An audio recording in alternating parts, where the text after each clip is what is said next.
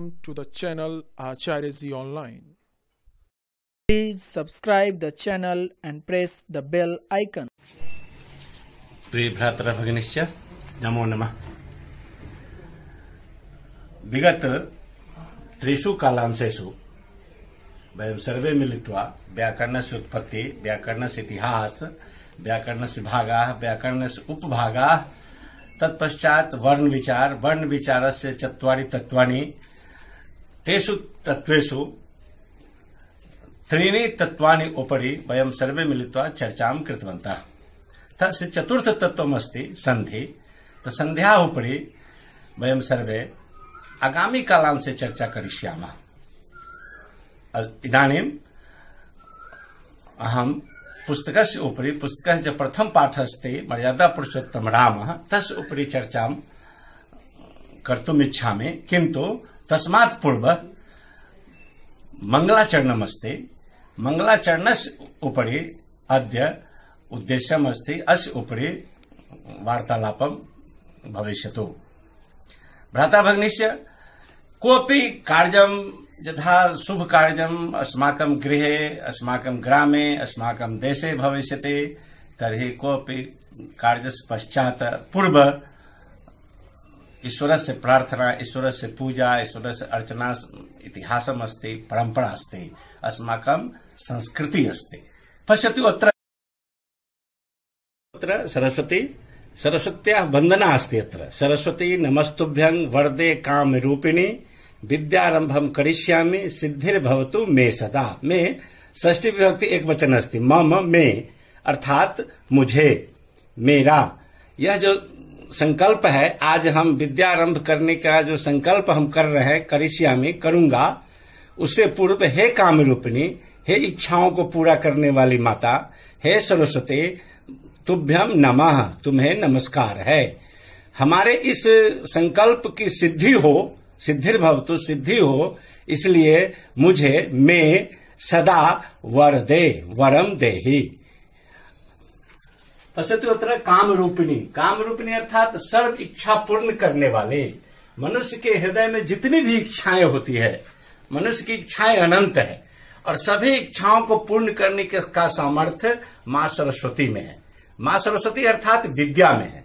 विद्या के बारे में कहा गया है कि विद्या धनम सर्व धनम प्रधानम। सभी धनों में प्रधान होता है विद्या। विद्या को न चोर चुरा सकता है, न भाई बांट सकता है, न राजा उस पर कर लगा सकता है। यह इतना उत्तम धन है कि इसके बारे में कहा गया है कि इसको खर्च करने से यह बढ़ता है और संचय करने से घटता है। तो वही जो विद्या है वह उसकी अधिष्ठात्री देवी माँ सरस्वती है।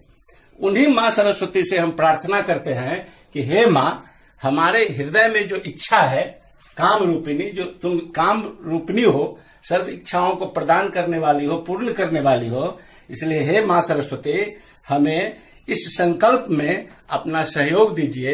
यह विद्यारंभ का जो मैं संकल्प कर रहा हूँ, उसमें जो आने वाली विघ्न है, बाधाएं हैं, बाधाओं से अर्थ है जो एकाग्रता की कमी है, मन का चंचलत्व है, ऐसे जो विघ्न बाधाएं हो सकती है इस अध्ययन में, उसे आप हमको दूर करें।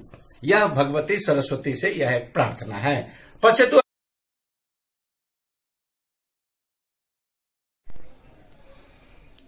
भद्रम कर्णेभिः शृणुयाम देवा, भद्रम पश्येम अक्षबीजजत्रा, स्थिरैरंगैः तुष्टुवांस।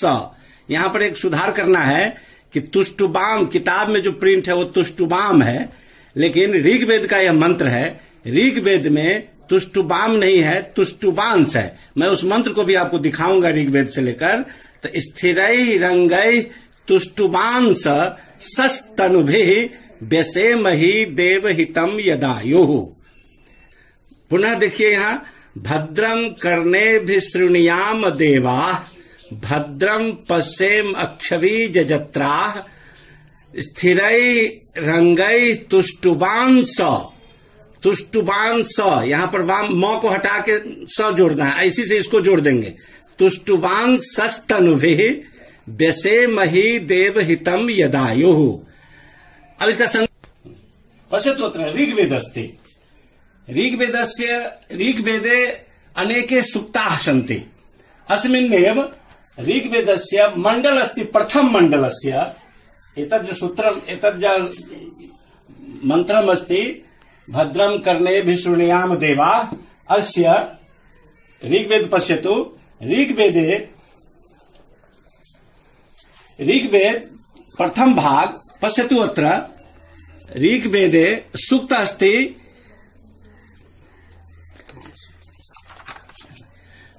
अस्ति नव अशीति, मतलब 89वां सूक्त है।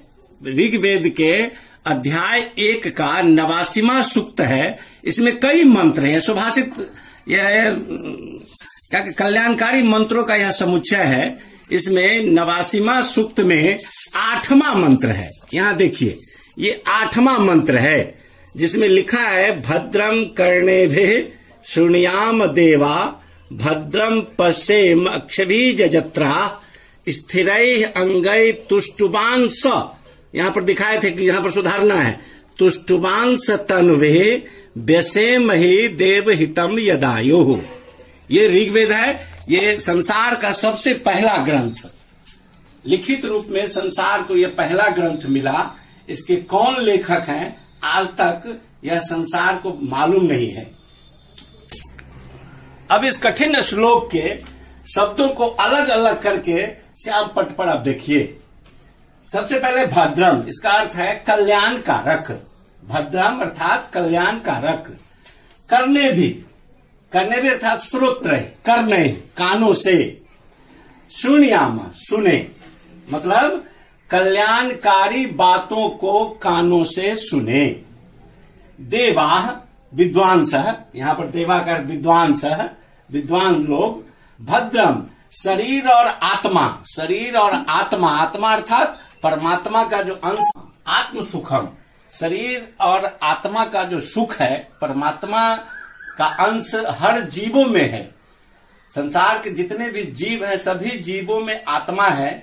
तो सभी आत्मा का जो सुख है, वेद का मंत्र है, सभी जीवों के कल्याण की बात इस मंत्र में है। तो शरीर और आत्मा का जो सुख है उसको पश्चिम देखें, अक्षभी नेत्रों से। नेत्र अर्थात बाह्य और अभ्यंतर, अंदर का जो नेत्र है उससे और बाह्य नेत्र है उससे, उस दोनों नेत्रों से हम इसको देखें।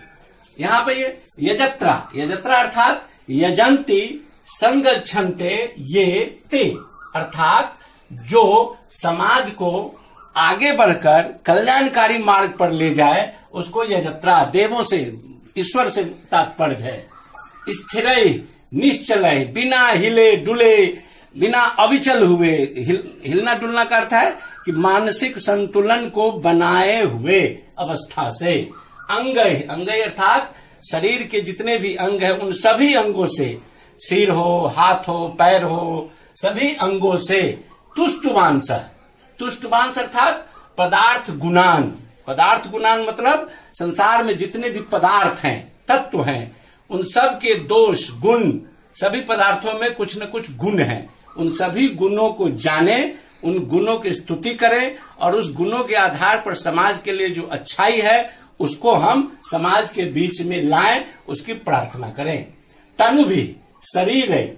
वी असेम व्यसेम, वी और असेम अर्थात व्यसेम संधि विच्छेद है। हम लोग छठा में पढ़े हुए संधि, उस संधि विच्छेद के हिसाब से यहाँ यन संधि है, ई और अ मिलके यह होता है वी असेम, अर्थात इन सभी चीजों को प्राप्त करते हुए इस शरीर को बार बार प्राप्त करें।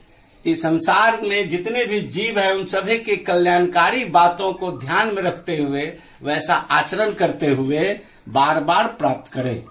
देवहितम अर्थात देवेभ्यो, देवहितम यदायु, अंतिम पंक्ति है देवहितम यदायु। देवहितम अर्थात देवेभ्यो अर्थात विद्वानों के लिए, देवों के लिए, विद्वद्भ्यो विद्वानों के लिए, देवों के लिए। यत जो, देवहितम यत आयु, यदायु का संधि विच्छेद करेंगे, यहाँ यदायु है, यदायु का संधि विच्छेद करेंगे तो यत जोड़ आयु। तो यत मतलब जो, आयु मतलब अवस्था, अर्थात सभी प्रकार के भाव नीचे लिखा हुआ है, शुद्ध है, वास्तविकता के काफी नजदीक है पुस्तक में लिखा हुआ यह अर्थ, इसमें कहीं कोई शंका नहीं है। किंतु यह वेद मंत्र है, इस वेद मंत्र पर कई लोगों ने अन्वेषण किया, कई लोगों ने कई प्रकार से उसका शोध किया। तो उन शोधों के आधार पर बड़े गहरे अर्थ में लोग उतरे हैं। दयानंद सरस्वती उतरे, सायन उतरे, अंग्रेज वैज्ञानिक कई आए, इसका अध्ययन किया। तो उन्होंने जो भाव लिखा कि देवेभ्यो अर्थात विद्वद्भ्यो, सभी देवताओं विद्वानों अर्थात समाज के हितकारी जो चीजें हो, जो हितकारी चीजें हो, और उन हितकारी कार्यों करने के लिए जो अवस्था है, जो आयु है, उसको विअसेमा बार बार प्राप्त करे।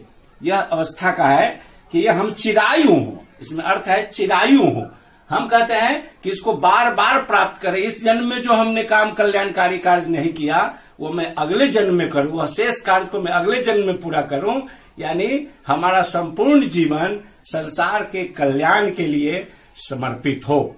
यह हमारे मंगलाचरण का मूल भाव है। इसको जान लेने के बाद इसका स्मरण करना और इसको फेयर कॉपी में फिर आग्रह ब्लू से इसको लिखना या ब्लैक से लिखना।